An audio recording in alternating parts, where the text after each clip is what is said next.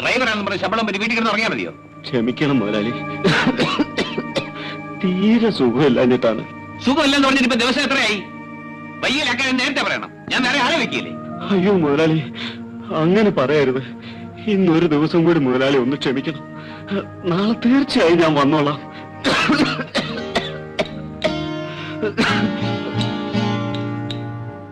അയ്യോ, അച്ഛൻ എന്തിനാ പുറത്തു വന്നത്?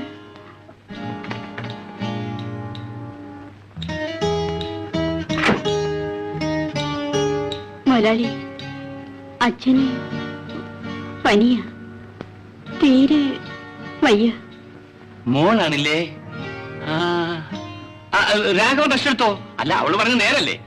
സുഖമില്ലെങ്കിൽ ആ കാര്യം അങ്ങ് പറഞ്ഞു വെച്ചാ പോരായിരുന്നു. ഡോക്ടറെ മറ്റും ഇങ്ങോട്ട് അയക്കണോ? വേണ്ട മുതലാളി, ഞാനിപ്പോ കഷായം കുടിക്കുന്നുണ്ട്. ഉണ്ട് ഉണ്ട്, എന്നാലും അങ്ങനെയല്ലല്ലോ.